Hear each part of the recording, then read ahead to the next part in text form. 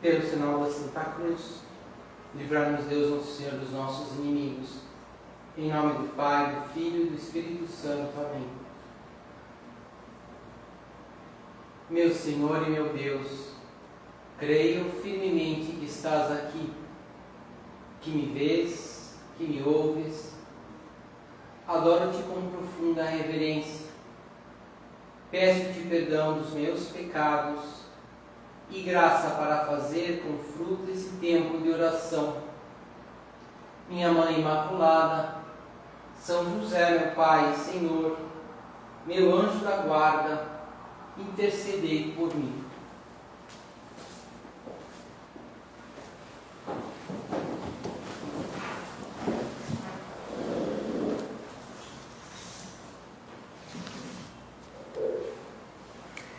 Essa época, né, de preparação para o Natal é uma época naturalmente cheia de esperança, né? A gente fica na expectativa do Natal, as próprias decorações já ajudam, né? O Papai Noel, e tudo isso é positivo, né? Por mais que às vezes sejam essas esperanças às vezes um pouco superficiais, né? Às vezes a forma de falar. Mas ainda que seja, né, bem superficial, a gente tem a experiência, né, que a esperança, a expectativa de algo bom, né, que pode acontecer, nos ajuda, né, nos estimula, né, de uma esperança verdadeira, né, ela nos leva para frente. Eu vou conseguir, eu vou conquistar, eu vou dar o passo. Às vezes é essa esperança que faz a gente acordar de manhã, né, sair da cama, se mexer, se entusiasmar, se animar para fazer isso e aquilo. E de fato, né, é algo, a gente sabe que é algo realmente fundamental, né? Um homem sem esperança não caminha, fica parado.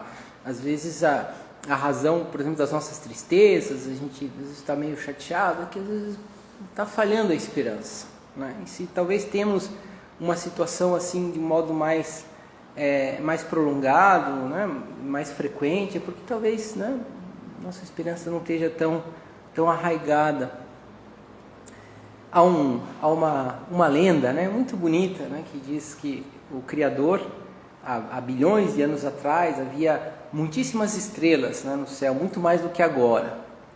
E as estrelas chegaram um dia e depois que Deus criou a Terra, né, e vieram os homens, e todas começaram a pediram, né, a Deus, falaram, nós queremos viver na terra. E o Criador falou, então, tudo bem, podem ir. E de fato elas foram e começaram a enfeitar, iluminaram as torres das igrejas, né, os campos, as lâmpadas das cidades, nos brinquedos das crianças, e as estrelas foram chegando, iluminando e estando em várias coisas no mundo, né? E de repente as estrelas viram que não gostaram, né? E resolveram voltar. E dizendo, não, é impossível ficar na Terra. Há muita violência, há muita injustiça, né? Há muita miséria. Nós preferimos aqui no céu. E acontece que de repente Deus contou e viu, puxa, mas está faltando uma. E elas disseram, as outras estrelas, né? Falaram, não, de fato, teve uma que ficou, que é a estrela chamada Esperança, a estrela verde. Porque ela disse que descobriu que o seu lugar é exatamente onde existe a imperfeição, os limites, onde as coisas não vão bem, não há dor. E depois olharam e viram que a estrela não só tinha ficado na Terra, como tinha se multiplicado. E aquela estrela verde tinha conseguido ficar no coração de cada um dos habitantes da Terra. Porque, de fato, né, acho que em todos, sem dúvida, né, em todos os seres humanos, ainda que às vezes a pessoa possa estar mais desanimada, tem ali a esperança. Tem a esperança. E a gente só vive da esperança, no fundo, né? A gente sempre está... E quando a gente quer confortar alguém, o que a gente fala? A gente fala da esperança. Não, tá bem, vai ser melhor, vai dar certo. ou simplesmente tem que dizer isso passa, né? Um pouco assim, mas... E o advento nada mais é que lembrar disso, né? Que na verdade existe uma esperança verdadeira, que é a esperança de Cristo, né? Que já veio, né? Com o seu nascimento, que agora daqui a pouco vamos relembrar, e que sobretudo um cristão sabe que Cristo virá e restabelecerá e fará com que tudo seja, né? Deus esteja tudo em todos, né? E que essa perfeição que nós imaginamos, que nós pensamos, que nós às vezes existe, está em Deus. E por isso a gente tem esse desejo, porque nós somos, de fato, como humanos, né, somos limitados, somos imperfeitos, existe muita violência, muita inveja, enfim, tantas coisas ruins, mas ao mesmo tempo existe esse desejo de bondade no coração de todas as pessoas. E por isso é tão bom, né? Por isso que dizia antes que essas expectativas, se são de coisas boas, evidentemente, ainda que sejam superficiais, já nos ajudam a entender um pouquinho dessa esperança verdadeira. Poderia ler, aliás, toda a liturgia da igreja, né? As leituras que se leem nas missas, toda ela é isso, se resume nisso. Queria ler aqui um pedacinho, né, de uma profecia de Isaías. Olha que bonito, diz assim: um renovo sairá do tronco de Jessé, e um rebento brotará de suas raízes. Jessé foi o pai de Davi, né? Então da descendência de Davi brotará, né, um broto, né, sairá do tronco de Jessé. Sobre ele repousará o Espírito do Senhor, espírito de sabedoria e de entendimento, de prudência e de coragem, de ciência e de temor ao Senhor. Fará justiça aos pobres da terra. Então, né, quando esse rebento de Jessé vir, o lobo viverá com o cordeiro, o bezerro e o leãozinho andarão juntos, e um menino os poderá conduzir. A criança de leite brincará junto ao ninho da cobra, e o menino meterá a mão na toca da víbora. Nesse dia, a raiz de Jessé surgirá como bandeira dos povos. As nações virão procurá-la, e sua morada será gloriosa.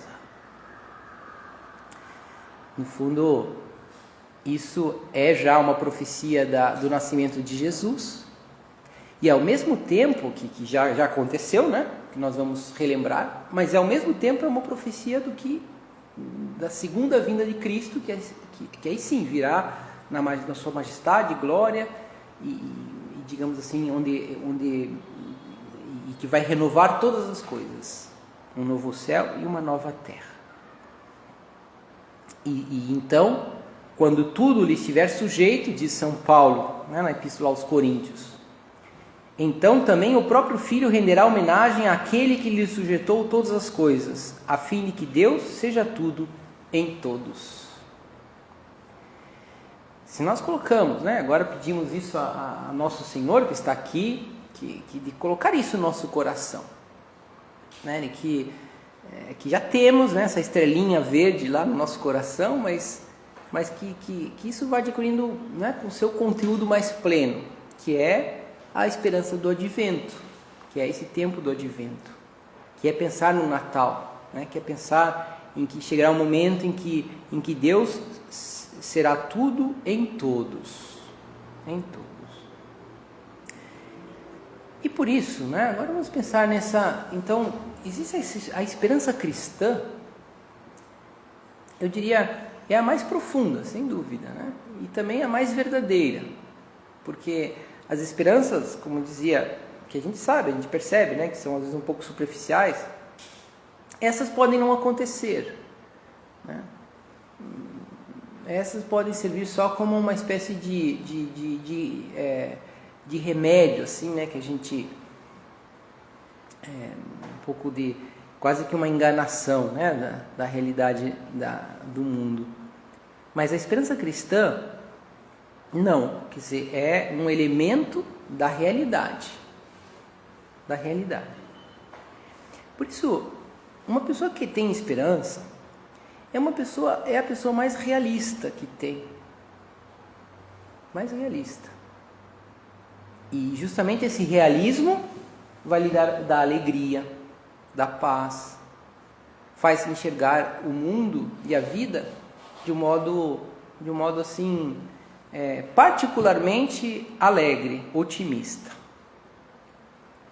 Vou contar a história de um homem que, de São Tomé, nessa perspectiva, que aprendeu a esperar de Jesus Cristo, aprendeu direto de Cristo a esperar, a ter no fundo a esperança cristã.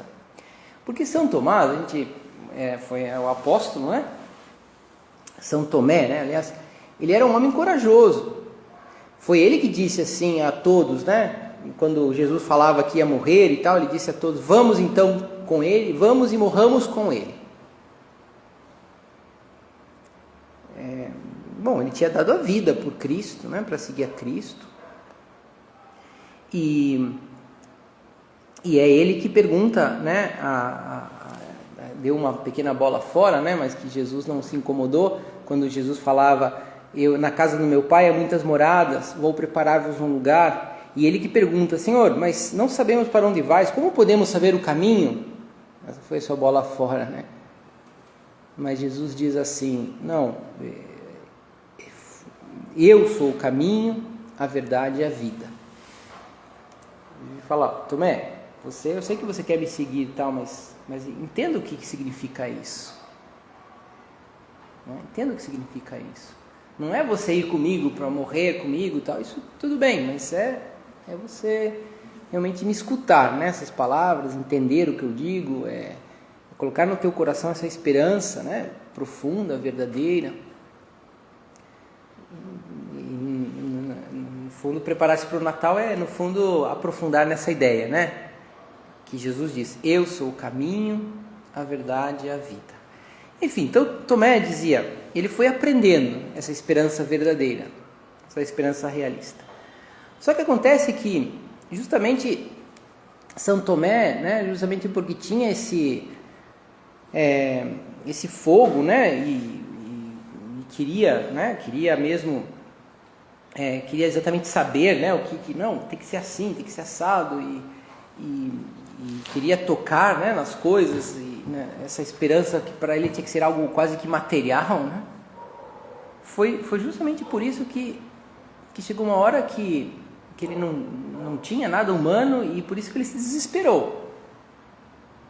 A ponto que desesperou, assim, perdeu mesmo a esperança.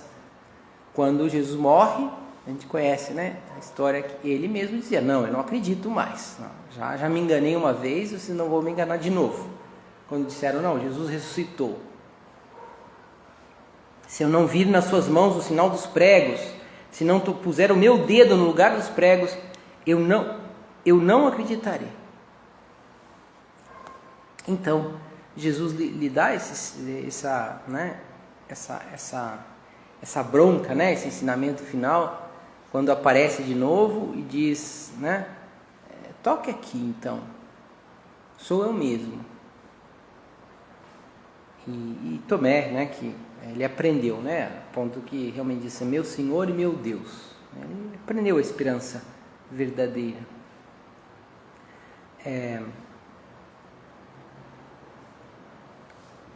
Por isso, São Tomé era daquelas pessoas, que justamente era um homem, como eu dizia, um homem corajoso, um homem que queria fazer as coisas por Deus, mas talvez por ser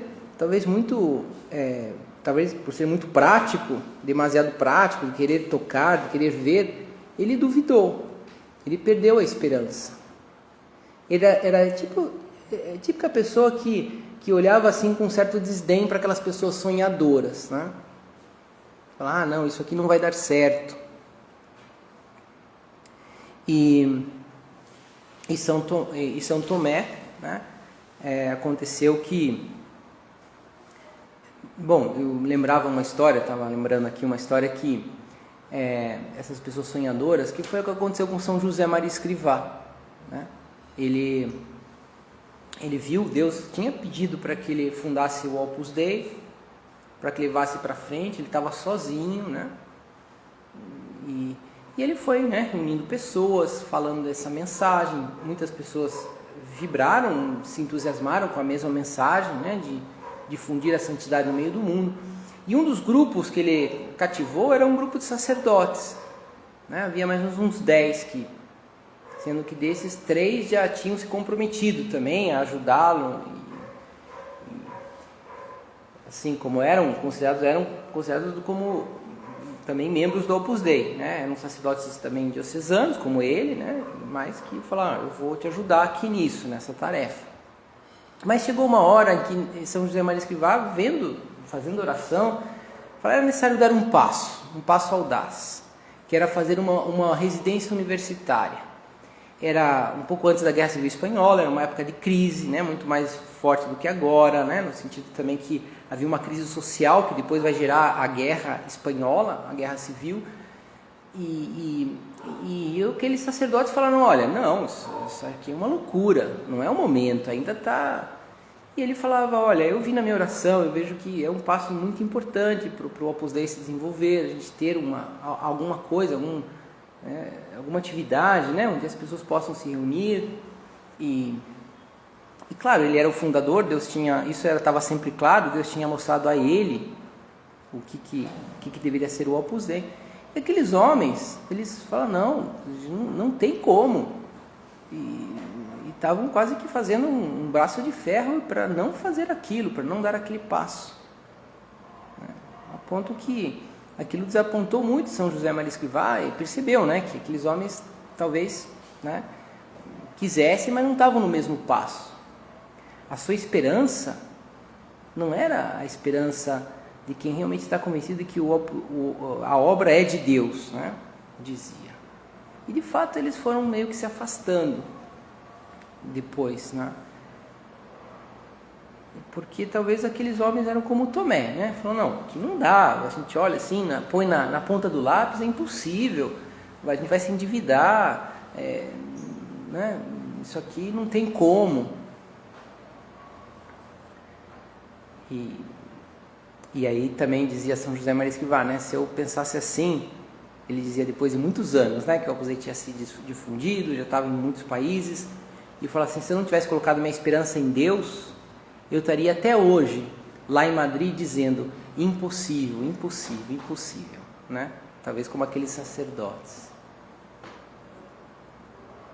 Então, é uma lição que Jesus dirige a todos nós, né? Dizendo assim, coloca a esperança em mim. Ele, quando falou para Tomé colocou o seu dedo, ele de fato pediu perdão, né? Com aquelas palavras tão bonitas, só dizendo assim, meu Senhor e meu Deus, diante de Cristo. E Cristo disse, cresse porque me viste, felizes aqueles que creem sem terem visto. Isso, o Advento nos lembra, né, que o caminho do mundo, né, vamos assim, que Deus seja tudo em todos, e que nós estejamos plenamente em Deus, que no nosso coração, né, pelo menos depois da nossa morte, vai se realizar todos esses desejos de bem, de paz, de grandeza, de amor que nós temos. Por quê? Porque Deus prometeu, né? Deus prometeu essa felicidade. Vou preparar-vos um lugar, né? Credes em mim, credes em Deus. Por isso, o realismo do cristão, a esperança do cristão e a esperança do advento, né? Dessa vinda de Cristo, que não é só uma chegada, assim, digamos, comemorativa, que é o caso do Natal, né? De comemorar o nascimento de Jesus, e até além dessa esperança de uma realidade que vai acontecer, que é a segunda vinda de Cristo e a sua vitória definitiva, até além disso, é algo que no cristão a esperança dá uma audácia, que dá um otimismo, que dá uma plenitude, né? Uma alegria, e que dá o que a gente chama assim de realismo. né? O realismo cristão. O que é o realismo? Justamente essa esperança faz com que a gente realmente coloque as coisas, né? A gente coloque os meios humanos. Esse realismo de quem sabe que fala, puxa, realmente, se eu não lutar, se eu não fizer esforço nesse ponto, naquele outro, eu não vou conseguir isso que eu desejo. Realmente, se eu não rezar muito e pedir ajuda a Deus, né? Então eu vou fazer isso, porque eu estou cheio de otimismo, porque eu estou cheio de esperança. E nos dá esse realismo mesmo das coisas pequenas, das coisas práticas. Ao contrário do que a gente pode imaginar, não, a pessoa tem a esperança em Deus e pronto, então eu posso cruzar os braços. É o contrário, exatamente o contrário. É justamente porque a pessoa está cheia de esperança, então ela trabalha, ela faz, ela reza, enfim, ela vai pondo os meios, né? Aí a gente pode pensar em qualquer campo, estou falando assim mais em geral, mas você pode pensar no campo espiritual, né? Fala, puxa, eu não consigo fazer a minha oração, mas então eu vou pôr aqui esse meio, vou fazer, vou mudar esse horário, vou tomar alguma coisa que me deixe menos distraído, etc. Por quê? Porque está cheio de esperança. E no trabalho a mesma coisa. Fala, puxa, eu não sei, estou meio desanimado com o meu trabalho, mas então tudo bem, então vou fazer esse curso, vou fazer essa outra coisa, ou agora eu vou aguentar firme, vou pedir ajuda a Deus para me animar, né? Vou pensar se é o caso de mudar alguma coisa. Vai dando passos, né? Cheio desse realismo. Mas nunca desanima, né? Porque sabe que até o sofrimento, claro, tem um valor, tem um sentido no relacionamento com os demais, né? Puxa, eu gostaria que estivesse bem com essa pessoa, gostaria que não fosse tão difícil. E falar, não, mas se Deus me pôs agora nessas circunstâncias, se agora eu estou vivendo essa dificuldade, é cheio de realismo. Agora, um realismo, portanto, que eu diria assim que, enfim, pode ser que tenha outros pilares, né? Mas eu pensei assim como 2 pilares, né? Onde se apoia essa esperança cheia de realismo, né? Essa esperança que nos leva a trabalhar, né? A fazer as coisas, a ter esse otimismo de que as coisas vão acontecer, né? Então, 2 pilares, que é a obediência e a oração. Ao mesmo tempo, porque 2 pilares, porque se formos pessoas obedientes e se formos pessoas de oração, que rezam, que pedem as coisas a Deus, a gente vai ver que a nossa vida vai se enchendo de esperança, né? Assim, a estrela verde vai estar sempre presente ali, né? na nossa vida. Então é fácil de entender. Primeiro, por que a obediência? A obediência é esse desejo de fazer a vontade de Deus em tudo, né? Como foi a vida de Maria, como foi a vida de José. Essa obediência que também faz a pessoa ficar tranquila, né? Fala, não, eu estou obedecendo a Deus, eu quero fazer a vontade de Deus. Agora eu não estou entendendo por que nada dá certo do que eu esperava, né? Às vezes tem momentos assim, né? Ele fala, puxa, eu queria muito fazer isso, até uma coisa boa que a gente quer para a nossa família, para os nossos amigos, mas as coisas não acontecem. Mas eu falo assim, mas eu procuro ajuda a Deus, né? E falo, mas eu vou obedecer, eu vou continuar cumprindo a lei de Deus, cumprindo a vontade de Deus, vou continuar fazendo o que eu tenho que fazer, e estou em paz, e estou cheio de esperança. Por exemplo, é comum quando a gente quer vencer um defeito, né, a gente começa a lutar e não consegue. E aí um pensamento humano, né, assim, sem ter essa visão sobrenatural, uma esperança humana, entre aspas, é aquela esperança que diz, não, eu já tentei tanto e não consigo, logo, né, o raciocínio é falar, então acho que não vou conseguir mesmo, né, acho que não é para mim, eu vou desistir. Mas se eu paro para pensar, mas o que Deus espera de mim agora? A gente vai falar, não, que eu continue lutando, que eu continue tentando. Desistir, nesse caso, seria ser infiel a Deus, né? E a gente pode ficar, às vezes, um pouco, né, normal, né? A gente pode ficar um pouco triste, um pouco perplexo, mas vou vou continuar. Né? Como foram a vida de tantos santos, né?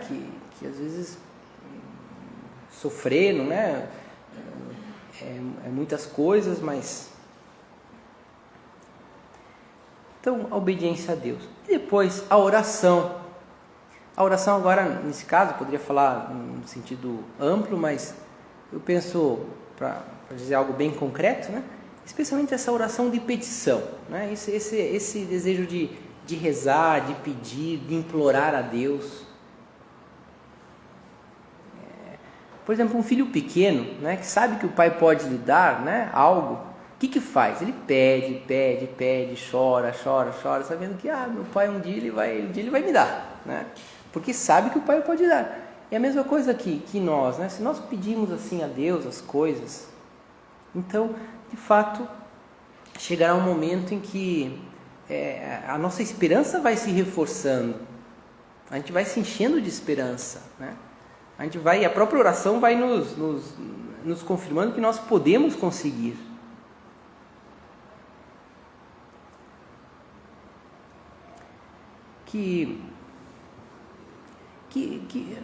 Por isso essas são as duas colunas, né? A obediência a Deus em cada momento, especialmente, isso aí vale especialmente quando parece que a gente perde as esperanças, né? De conseguir as coisas que a gente desejaria, às vezes as coisas humanas, né? Então eu continuo obedecendo a Deus e depois pedir, né? Pedir coisas grandes. E, aliás, é próprio da esperança a gente pedir coisas grandes, né? Pedir pela santidade, pedir pelo bem dos outros, pela conversão dos pecadores, pedir pela igreja, pedir pelo mundo, né? É tão bonito, né, que a gente tem história de tantas, especialmente, por exemplo, santos assim que viveram nos mosteiros, como por exemplo Santa Teresinha de Lisieux, né, que ela rezava por todas as missões, ela rezava pela santidade de todos os sacerdotes, né, e rezavam pelo Papa, né, assim, todos os santos, São José Maria Escrivá, como rezava pelo Papa, rezava pela igreja, né, e pedia orações pela igreja. Por quê? Porque é uma pessoa cheia de esperança. E ao pedir, sentia de esperança também, né? E vivia dessa esperança. Uma esperança que nos faz ter a certeza de que as coisas pequenas que nós fazemos têm um grande valor diante de Deus, têm um grande valor para o mundo. Não foi assim a vida de Maria e José?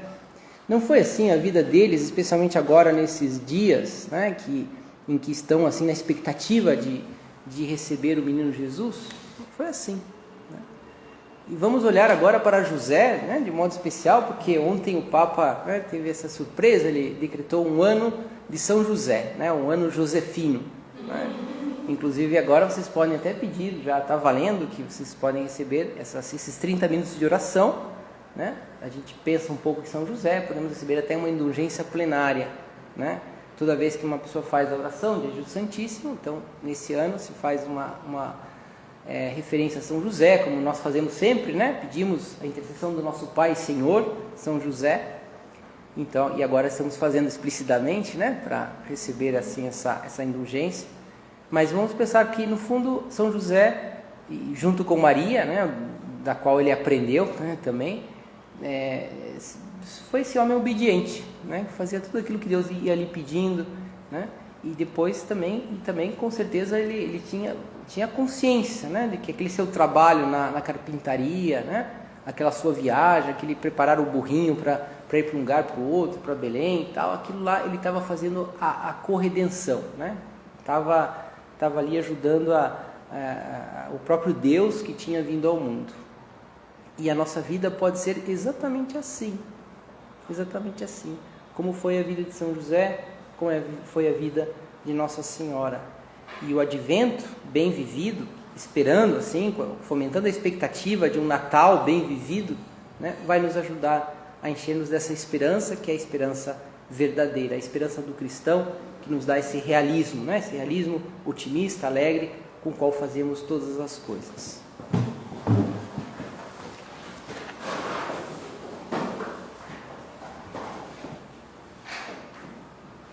Dou-te graças, meu Deus, pelos bons propósitos, afetos e inspirações que me comunicaste nesta meditação. Peço-te ajuda para os pôr em prática. Minha Mãe Imaculada, São José, meu Pai, Senhor, meu anjo da guarda, intercedei por mim.